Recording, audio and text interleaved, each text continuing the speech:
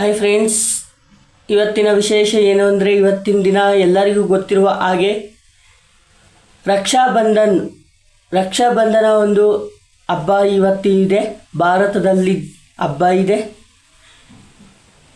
So ಯಾಕೆ ಮಾಡ್ತಾರೆ ರಕ್ಷಾಬಂಧನ ಹಬ್ಬವನ್ನು, ಯಾರಿಗೆ ಯಾರು ರಾಖಿಯನ್ನು ಕಟ್ತಾರೆ, ಏನಕ್ಕೋಸ್ಕರ ರಾಖಿಯನ್ನು ಕಟ್ತಾರೆ, ಯಾವ ಕಾರಣಗಳಿವೆ ಅನ್ನೋದನ್ನು ನಾನು ಒಂದೊಂದಾಗಿ ತಿಳಿಸ್ಕೊಡ್ತಾ ಹೋಗ್ತಾ ಇರ್ತೀನಿ.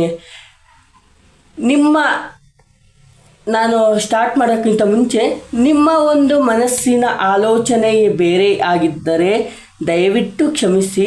ನಾನು ಏನು ಹೇಳ್ತೀನೋ ಅದನ್ನು ಪಾಲನೆ ಮಾಡಿದ್ರೆ ಅದು ನಿಮಗೆ ರಕ್ಷಾಬಂಧನ ಅಂತ ಹಬ್ಬ ಅನಿಸೋದು. ಸಾಮಾನ್ಯವಾಗಿ ರಕ್ಷಾಬಂಧನ ಅಂದಾಗ ರಕ್ಷಾಬಂಧನ ಪೂಜೆ ಮಾಡಿ ಅಣ್ಣ ತಮ್ಮರಿಗೆ ಅಕ್ಕ ತಂಗಿಯರು ರಾಖಿಯನ್ನು ಕಟ್ಟಿ ಸಾಕಿ ಸಲುತ್ತಾ ಇರುವ ತಾಯಿಯ ಒಡಲಲ್ಲಿ ಹುಟ್ಟಿರುವಂತಹ ಮಕ್ಕಳಿಗೆ ರಕ್ಷಾಬಂಧನ ಅನ್ನೋದಕ್ಕಿಂತ ಹೆಣ್ಣು ಮಕ್ಕಳು ಅಥವಾ ಗಂಡು ಮಕ್ಕಳಿಗೆ ರಾಖಿಯನ್ನು ಕಟ್ತಾರಲ್ಲ, ಅದೊಂದು ವಿಶೇಷ ಏನು ಅಂದರೆ ನಾನೊಂದು ಕಥೆಯ ಮುಖಾಂತರ ಹೇಳ್ತೀನಿ.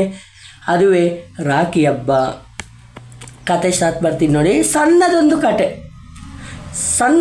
ಕತೆ, ಜಾಸ್ತಿ ಟೈಮ್ ತಗೊಳ್ಳಲ್ಲ, ಕರೆಕ್ಟಾಗಿ ಕೇಳಿಸ್ಕೊಂಡ್ಬಿಡ್ರಿ. ನಿಮ್ಮ ಮನಸ್ಸಿನಲ್ಲೇ ಕತೆ ಆದಮೇಲೆ ಮನಸ್ಸಿನಲ್ಲೇ ಆಲೋಚನೆ ಮಾಡಿ, ಈ ರೀತಿ ಇತ್ತ ಭಾರತದಲ್ಲಿ, ಈ ರೀತಿ ರಾಖಿ ಹಬ್ಬ ಬಂತ ಅನ್ನೋದು ನಿಮಗೆ ಅರಿವಾಗುತ್ತೆ. ಸೊ ಕಥೆಯನ್ನು ಪ್ರಾರಂಭ ಮಾಡೋಣ.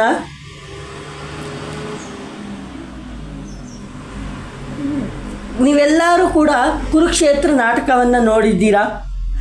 ಕುರುಕ್ಷೇತ್ರ ನಾಟಕದಲ್ಲಿ ಇಬ್ಬರು ಮೇನ್ ಕ್ಯಾರೆಕ್ಟರ್ ಬರ್ತಾರೆ, ಅಂದರೆ ಎಲ್ಲರೂ ಇರ್ತಾರೆ ಕುರುಕ್ಷೇತ್ರ ನಾಟಕದಲ್ಲಿ. ಎಲ್ಲರೂ ರಾಖಿ ಹಬ್ಬಕ್ಕೆ ಇನ್ವಾಲ್ವ್ ಆಗಲ್ಲ.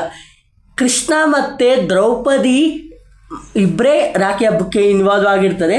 ಅವರಿಬ್ಬರಿಂದನೇ ರಾಖಿ ಹಬ್ಬ ಬಂದಿರೋದು ಭಾರತಕ್ಕೆ. ಅರ್ಥ ಆಯ್ತಾ? ದುರ್ಯೋಧನ, ಭೀಷ್ಮ, ಶಕುನಿ, ಭೀಮ, ಅರ್ಜುನ, ನಕುಲ, ಸಹದೇವ ಇವ್ರು ಯಾರು ಬರಲ್ಲ ರಾಖಿ ಹಬ್ಬಕ್ಕೆ. ಬರುವುದು ರಾಖಿ ಹಬ್ಬಕ್ಕೆ ಅಂದರೆ ರಾಖಿ ಹಬ್ಬಕ್ಕೆ ಯಾರು ಬರ್ತಾರೆ ಅಂದರೆ ಶ್ರೀಕೃಷ್ಣ ಮತ್ತು ದ್ರೌಪದಿ.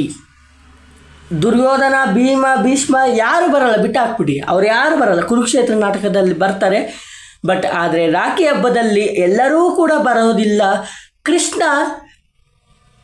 ಏನೋ ಒಂದು ಕಾರಣಕ್ಕೆ ಹೋದಾಗ, ಎಲ್ಲೋ ಹೋಗ್ಬೇಕಾದ್ರೆ ಶ್ರೀಕೃಷ್ಣ ಪರಮಾತ್ಮ ಏನು ಮಾಡ್ತಾನೆ, ದ್ರೌಪದಿಯ ಕೈಯಲ್ಲಿ ದುರ್ಯೋಧನ ಯಾರೋ ಇದು ಮಾಡಿರ್ತಾರೆ, ಆ ಬೆರಳನ್ನು ಕತ್ತರಿಸಬೇಕಾದ್ರೆ ರಕ್ತವನ್ನು ಬಂದಿರುವುದನ್ನು ನೋಡಿ ಶ್ರೀಕೃಷ್ಣ ಏನು ಮಾಡ್ತಾನೆ, ತನ್ನ ಮನಸ್ಸಿನಲ್ಲಿ ಆಲೋಚನೆ ಮಾಡಿಕೊಂಡು ಏನು ಮಾಡ್ತಾನೆ, ಇಂಥ ನೋವು ಯಾರಿಗೂ ಬರಬಾರ್ದು, ಇಂಥ ಒಂದು ಸುಖ ದುಃಖ ಬರಬೇಕು ಅಥವಾ ನೋವು ನಲಿವು ಬರಬೇಕು ಅನ್ನೋ ಒಂದು ಉಚ್ಚಾರಣೆ ಏನಿರುತ್ತೋ, ಮನಸ್ಸಿನಲ್ಲಿ ಏನಿಟ್ಕೊಂಡಿರ್ತಾರೋ, ಶ್ರೀಕೃಷ್ಣ ಆದವನು ಏನು ಮಾಡ್ತಾನೆ, ದ್ರೌಪದಿ ಹತ್ರ ಹೋಗಿ ತನ್ನ ಬೆರಳುಗಳನ್ನು ನೋಡಿ, ದ್ರೌಪದಿಯ ಬೆರಳುಗಳನ್ನು, ಹೆಬ್ಬೆರಳು, ಕಿರುಬೆರಳು, ತೋರ್ಬೆರಳು ಎಲ್ಲ ಇರುತ್ತೆ, ಮಧ್ಯದ ಬೆರಳು, ಕೊನೆ ಬೆರಳು ಎಲ್ಲ ಇರುತ್ತೆ.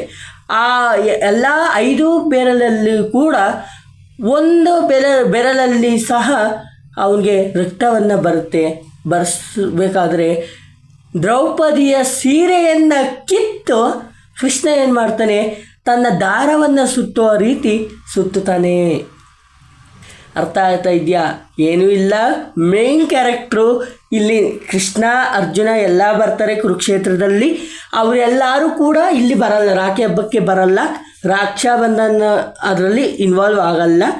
ಇದರಲ್ಲಿ ಇನ್ವಾಲ್ವ್ ಆಗೋದು ಯಾರು ಅಂದರೆ ಶ್ರೀಕೃಷ್ಣ ಪರಮಾತ್ಮ ಮತ್ತು ದ್ರೌಪದಿ ಮಾತ್ರ ಇರ್ತಾರೆ. ದ್ರೌಪದಿಗೆ ಯಾರೋ ಒಬ್ಬರು ಅಪಮಾನವನ್ನು ಮಾಡಿರ್ತಾರೆ, ದುರ್ಯೋಧನನೇ ಯಾರೋ ಗೊತ್ತಾಗುತ್ತೆ. ಅಪಮಾನವನ್ನು ಮಾಡಿದರೂ ಸಹ ಶ್ರೀಕೃಷ್ಣ ಪರಮಾತ್ಮ ದಾರಿಯಲ್ಲಿ ಹೋಗ್ತಾ ಇರಬೇಕಾದ್ರೆ ದ್ರೌಪದಿಯನ್ನು ನೋಡಿಬಿಟ್ಟು ಕೂಗ್ತಾನೆ, ಅಮ್ಮ ತಾಯೇ, ನೀನು ಯಾಕೆ ಹಿಂಗೆ ಸಂಕೋಚ ಪಡ್ಕೊತ ಇದೆಯಾ? ಯಾರು ನಿನಗೆ ಏನು ಅವಮಾನ ಮಾಡಿದ್ರ, ನೋವನ್ನು ಉಂಟು ಮಾಡಿದ್ರ, ಯಾಕೆ ನೀನು ಈ ರೀತಿ ಆಗ್ತಾ ಇದ್ದೀಯಾ? ಯಾಕೆ ನೀನು ಅಳ್ತಾ ಇದೆಯಾ ಅಂತ ನೋಡಿದಾಗ ನೋವಿನಿಂದ ಇರುವುದನ್ನು ಕಂಡ ಕೃಷ್ಣ ಏನು ಮಾಡ್ತಾನೆ, ತನ್ನ ದ್ರೌಪದಿಯ ಬಳಿಗೆ ಹೋಗಿ ದ್ರೌಪದಿಯ ಬೆರಳುಗಳನ್ನು ನೋಡಿ, ಒಂದು ಬೆರಳಲ್ಲಿ 5 ಬೆರಳಿರುತ್ತೆ, 5 ಬೆರಳಲ್ಲಿಯೂ ಸಹ ನೋಡಿ ಅದರಲ್ಲಿ ಒಂದು ಬೆರಳಲ್ಲಿ ಮಾತ್ರ ರಕ್ತ ಸಮೇತ ಹರಿವಾಗ್ತಾ ಹೋಗ್ತಾ ಐತೆ, ರಕ್ತವನ್ನು ಸೋರ್ತಾ ಇದೆ. ಅದನ್ನು ಕಂಡಾಗ ಶ್ರೀಕೃಷ್ಣ ಏನು ಮಾಡ್ತಾನೆ, ತನ್ನ ಒಂದು ದ್ರೌಪದಿಯ ಸೀರೆಯನ್ನು ಎಳೆದು ಅದನ್ನು ದಾರವಾಗಿ ಕಟ್ತಾನೆ. ಅಲ್ಲಿಂದ ಪ್ರಾಚೀನ ಕಾಲದಿಂದ ಬಂದಿರುವಂತಹದ್ದು ರಾಖಿ ಹಬ್ಬ, ರಕ್ಷಾಬಂಧನ.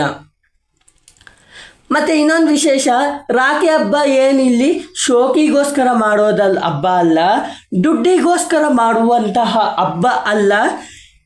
ದೊಡ್ಡವ್ರು ಯಾರೋ ಹೇಳಿರೋದು ಈ ಮಾತು. ರಾಖಿ ಹಬ್ಬ ಅಂದರೆ ಶೋಕಿ ಮಾಡೋಕ್ಕೋಸ್ಕರ ರಾಖಿ ಹಬ್ಬ ಅಂತ ಬಂದಿಲ್ಲ. ದುಡ್ಡನ್ನು ಕೊಡ್ತೀರಿ, ದುಡ್ಡು ಬರುತ್ತೆ ಅಂತ ಅಂದ್ಬಿಟ್ಟು ಇದು ಮಾಡ್ತಾ ಇಲ್ಲ. ರಾಖಿ ಹಬ್ಬ ಯಾವ ಕಾರಣಕ್ಕೆ ನಾವು ರಾಖಿ ಹಬ್ಬವನ್ನು ಆಚರಿಸ್ತಾ ಇದ್ದೀರಿ, ಏನಕ್ಕೆ ಆಚರಿಸ್ತಾ ಇದ್ದೀರಿ ಅಂದರೆ ಶೋಕಿಗೋಸ್ಕರ ಅಲ್ಲ, ದುಡ್ಡುಗೋಸ್ಕರ ಅಲ್ಲ. ಬರೀ ಅಣ್ಣ ತಂಗಿ ಅಕ್ಕ ತಮ್ಮ ಚೆನ್ನಾಗಿ ಇರಲಿ, ಬಾಂಧವ್ಯ ಕುಟುಂಬದಲ್ಲಿ ಒಳ್ಳೆಯ ಬದಲಾವಣೆಗಳನ್ನು ಬರಲಿ, ಮುಂದೆ ಸುಖವನ್ನು ಹಂಚ್ಕೊಳ್ರಿ ಅಂತ ಅಂದ್ಬಿಟ್ಟು ಈ ರಾಖಿ ಹಬ್ಬವನ್ನು ಬರುತ್ತೆ. ದಯವಿಟ್ಟು ಇನ್ನೊಂದು ಸಲ ಹೇಳ್ತಾ ಇದ್ದೀನಿ, ಶೋಕಿಗೋಸ್ಕರ ಅಲ್ಲ, ದುಡ್ಡಿಗೋಸ್ಕರ ಈ ಹಬ್ಬವನ್ನು ಮಾಡೋಲ್ಲ. ಈ ಹಬ್ಬವನ್ನು ಮಾಡುವುದು ಯಾವ ರೀತಿ ಅಂದರೆ, ಅಣ್ಣಗೆ ತಂಗಿಯನ್ನು ರಾಖಿ ಕಟ್ತಾರೆ, ಅಕ್ಕಗೆ ಅಕ್ಕ ತಮ್ಮಗೆ ರಾಖಿ ಕಟ್ತಾರೆ. ಕಟ್ಟಬೇಕಾದ್ರೆ ಅವರಲ್ಲಿ ನಡುವೆ ಇರುವಂತಹ ವ್ಯತ್ಯಾಸ ಬಾಂಧವ್ಯವನ್ನು ಸ್ಪರ್ಶಿಸುತ್ತೆ ಈ ಒಂದು ರಾಖಿ ಹಬ್ಬ. ಆ ರಾಖಿ ಕಟ್ಟಿದ ತಕ್ಷಣ ಆ ಕುಟುಂಬದಲ್ಲಿ ಏನೂ ಕೂಡ ಅಡೆತಡೆಗಳನ್ನು ಇರಬಾರ್ದು ಅನ್ನುವ ಕಾರಣಕ್ಕೆ ಇಲ್ಲಿ ರಾಖಿ ಹಬ್ಬ ಬಂದಿರುವಂಥದ್ದು. ಸೊ ನನ್ನ ಮಾತನ್ನು ಎಲ್ಲ ನೀವು ಸ್ಪಷ್ಟವಾಗಿ ಕೇಳಿಸ್ಕೊಂಡು ಅರ್ಥ ಮಾಡ್ಕೊಂಡಿದ್ದೀರಾ ಅಂತ ಭಾವಿಸುತ್ತಾ ಇವತ್ತಿನ ತರಗತಿ ನಾನು ಮುಗಿಸ್ತಾ ಇದ್ದೀನಿ. ಮುಂದಿನ ತರಗತಿಯಲ್ಲಿ ನಾನು ಭೇಟಿಯಾಗ್ತೀನಿ. ಬಾಯ್ ಬಾಯ್.